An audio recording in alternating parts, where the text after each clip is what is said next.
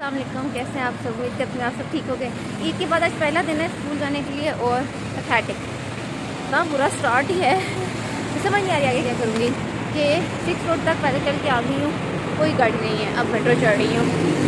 अब लोग कहते हैं कि जो टाइम से नहीं पहुँच रही क्या, ये हैशर होता है हमारा। ठीक है, 6:40 पे घर से निकली हूँ, 7 होने में 5 मिनट रहते हैं।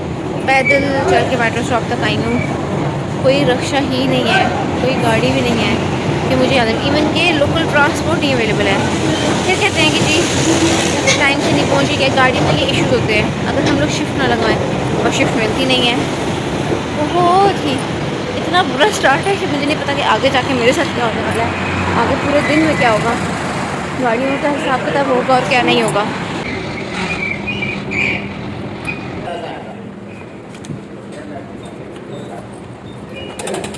ये भी अभी मैं अम्मी के घर थी तो मैं मतलब खुद से आना जाना कर सकती हूँ। अगर मैं वहाँ हूँ अब B17 तो फिर कैसे पॉसिबल ही नहीं है, पॉसिबल ही नहीं है। 2 मिनट रह गए हैं 7 होने में और बिल्कुल भी गाड़ी का कोई अता पता नहीं है कि गाड़ी आएगी नहीं आएगी, क्या होगा।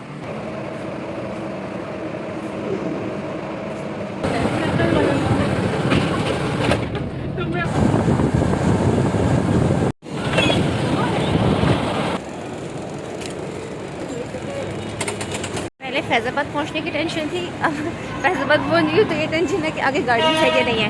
नज़र में आ रही है एक गाड़ी, रेड कलर की गाड़ी आज वो नज़र आ रही है। होप्सो के जो है ना वे उसमें जगह मिल जाए मैं और मैं पहुंच जाऊँ स्कूल।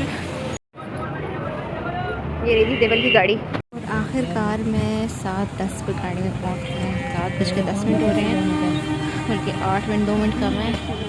होप्सो कि ये जल्दी चले और हमें जल्दी हमारे मकाम पे पहुंचा दें। फाइनली 7:18 पे गाड़ी चल पड़ी है और हम अपने सफ़र के तरफ रवाना हो गए हैं। बहुत शोर है भाई, पता नहीं आप लोगों को आवाज़ आएगी या नहीं आएगी।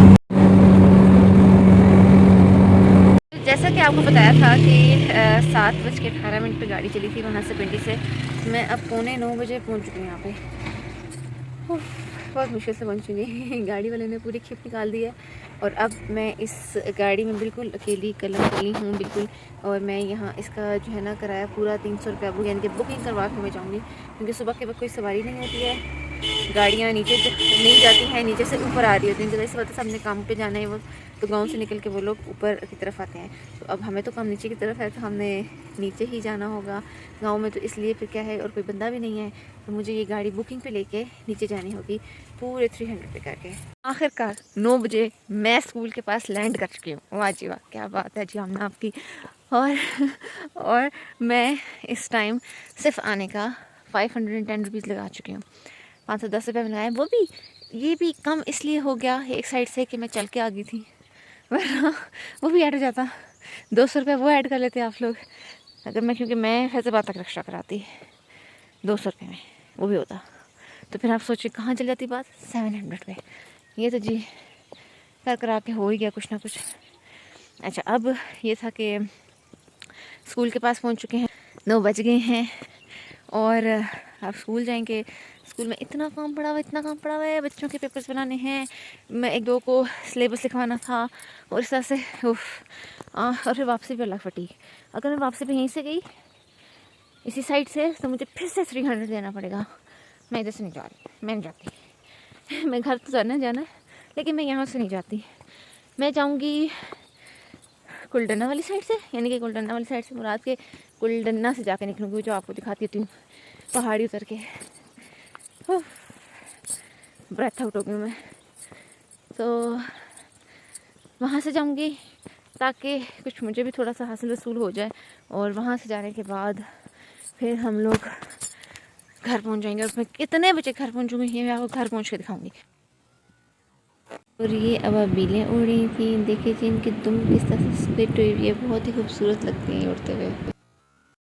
ये देखें जी, ये अखरोट का दरख्त है और कितने नीचे नीचे, यानी कि I can touch them, even I can touch them. ये है जी मेरे जी पहुँच में आ रहे हैं अखरोट।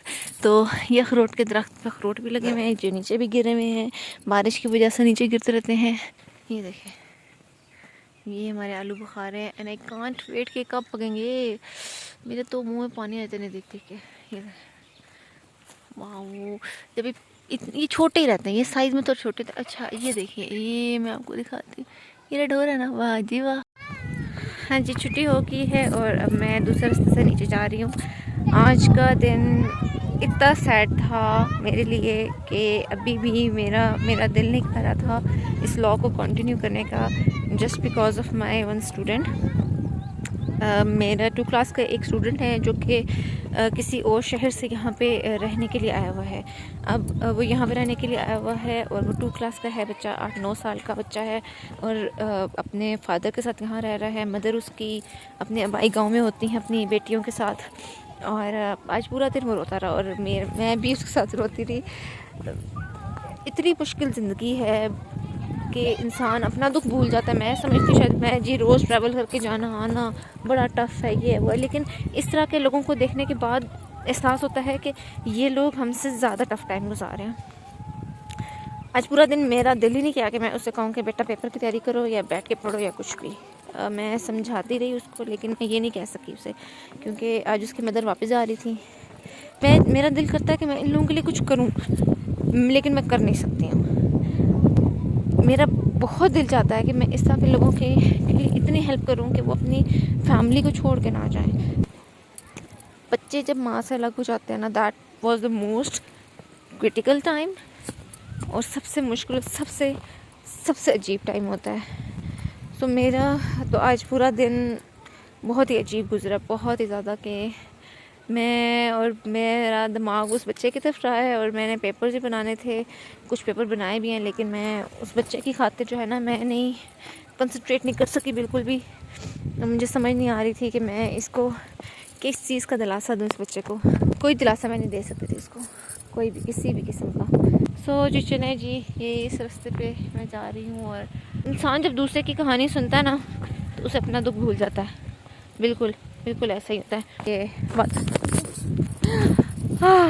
गिरने लगी थी मैं। Oh my God. ये मुझे रास्ते में गिरे हुए चीज़ें नज़र, से मैं देख रही हूँ ये कहाँ से गिरे हैं भाई, ऐसा यहाँ पे तो ये वाला दरख्त तो ऐसा नहीं है। तो फिर मेरी नज़र पड़ी यहाँ पर, तो मुझे ये देखें, ये रेड आपको नज़र आ रहे हैं, ये अनार नहीं है, ये अनार नहीं, ये डुडुन्ने इन्हें कहा जाता है। नहीं, बल्कि ये अनार ही होंगे, क्योंकि ये दरख्त है शायद। हाय हाय, मुझे तो इन बातों का पता ही नहीं है कि अनार क्या होते हैं और डुडुन्ने क्या होते हैं। डुडुन्ने जो होते हैं ना, ये इतने फनी इनके लफ्ज़ है, इसमें से अनार दाना निकलता है, इनके छोटे अनार जो होते हैं उनको कहा जाता है। तो ये ना यहाँ जगह जगह ये देखें, ये गिरे हुए थे।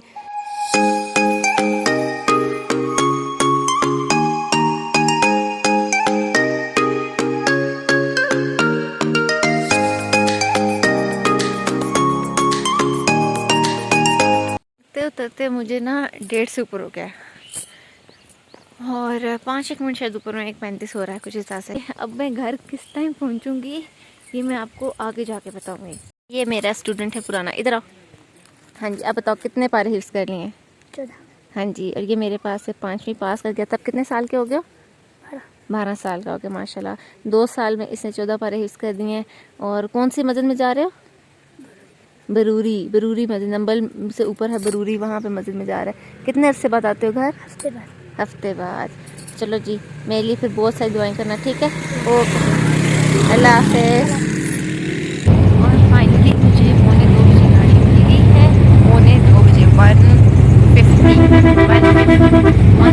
हो रहे हैं इस टाइम पे जब मुझे गाड़ी मिली है और हम जा रहे हैं। मौसम बहुत ही अच्छा और खूबसूरत हो रहा है। 2:09 हो रहे हैं और मैं गुलडन्ना हूँ और गुलडन्ना से अब मैं सनी बैंक की तरफ जा रही हूँ। वहाँ से मुझे मिलेगी पिंडी की गाड़ी और बहुत रश है। ईद की वजह से लोग जो है वो आना जाना कर रहे हैं जी। 2:15 बजे मैं सनी बैंक पहुँच चुकी हूँ। 2:15 हो रहे हैं, मैं सनी बैंक हूँ और यहाँ पर भी गाड़ी नहीं है। My bad luck. बहुत मुश्किल में पहुँच चुकी मैं घर। पता नहीं किस टाइम पे मुझे गाड़ी मिलेगी। कोस्टर एक जा रही है लेकिन वो कोस्टर खाली है, इसलिए मैं उसमें जा नहीं रही हूँ।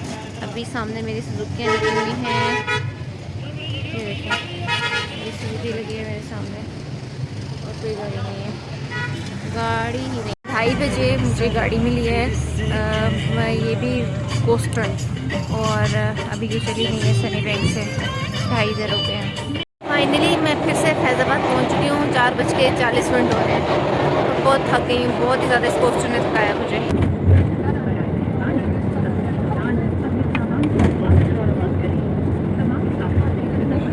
ये मैं इंटर हो रही हूँ घर में और मैं अभी आपको उसके बाद टाइम दिखाती हूँ। और घर में जो अंधेरा पड़ा है, सोता लगा हुआ घर में। खुल जा सिम प्लीज़। ये और टाइम देख रहे हैं आप, ये टाइम हो गया मुझे घर पहुँचते पहुँचते।